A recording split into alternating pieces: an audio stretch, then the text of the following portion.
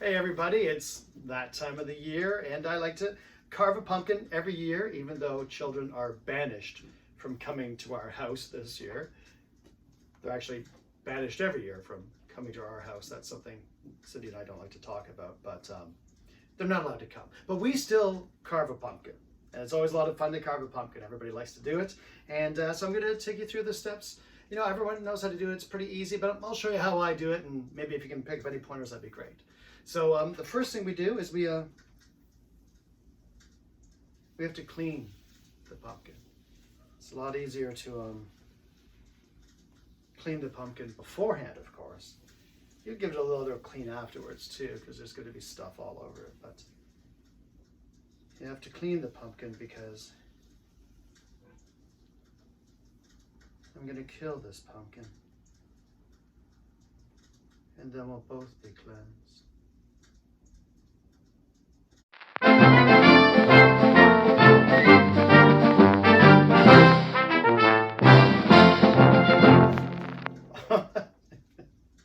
Oh, sorry about that. It turns out you're supposed to take 3 of those pills in the morning. Sometimes, you know, it's, oh, COVID's getting to us. Oh, but anyway, so you clean the pumpkin. All right. So looking good, you want to have a clean pumpkin, and then you do the top. Now, there's a lot of rookie mistakes out there. People do it year after year after year. They make the same mistake. They carve the top like this, like straight up and down. So they've got a top, it works, you take it out, everything looks great. The problem is, as the pumpkin, as you put candles in and everything else, if it ages even a few hours, let alone a few days, the pumpkin changes shape and it expands, and then that lid doesn't fit anymore. It falls in. And you'll see a lot of people putting toothpicks into the lid so it still stays on top. So the trick, of course, is to come at it like this. Maybe that angle, but I like to go almost flat. So it's almost like a hat that's going to fit on there. Give yourself a lot of room because you want to have a lot of elbow room to get in there. So let's do it. Yeah! That's pretty easy, this part. It's fun and it's easy and you get to see my butt. All right. Okay.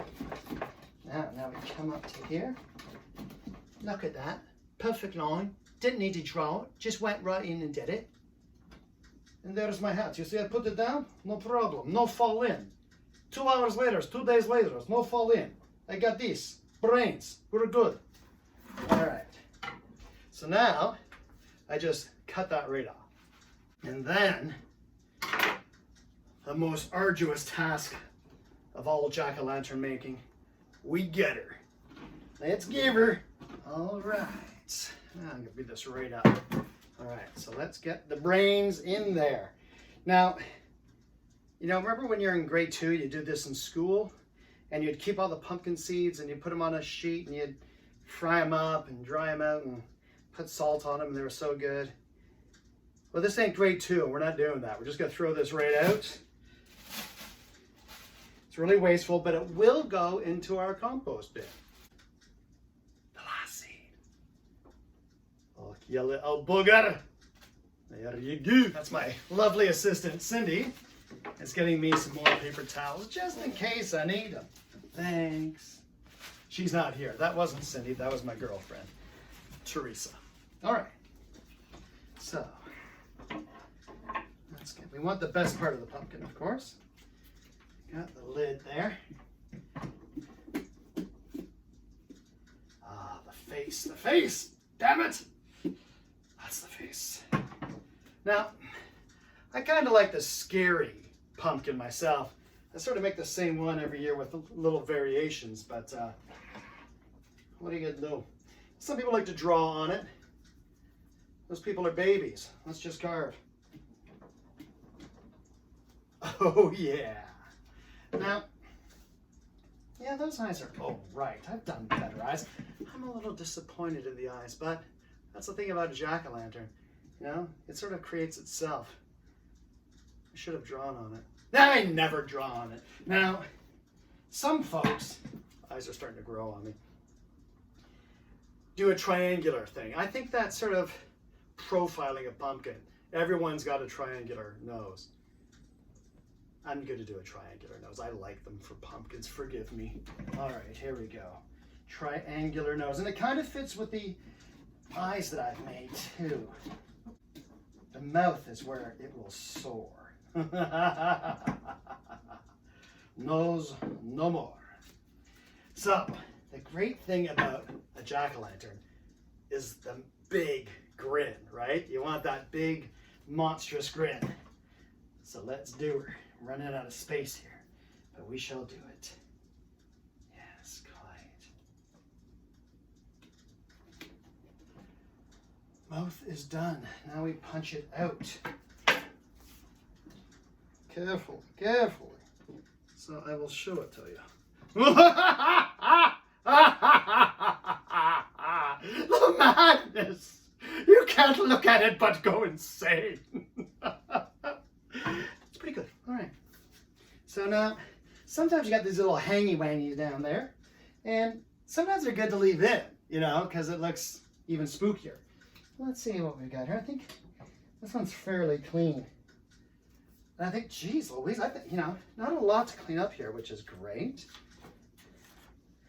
Let me do a final clean and put in a candle.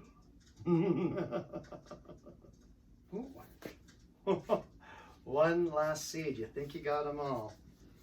Now, we only use beeswax candles because we're those kind of people that nobody likes.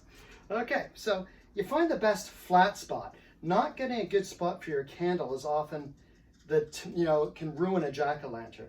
So I think I've got a pretty good spot here, but there's one more trick that a lot of people don't know about. So you find your spot, you can easily find it, find the grooves. Now, sort of, what you do, I see where the candle is, and it's gonna be right in the back end. You cut out a slice back here. Because what happens is the candle starts burning, and eventually that heat goes up to the top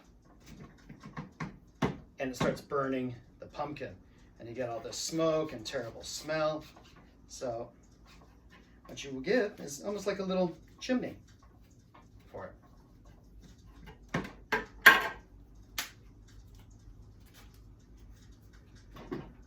Yep, there we go, right over the top. All right. So our fancy beeswax candle.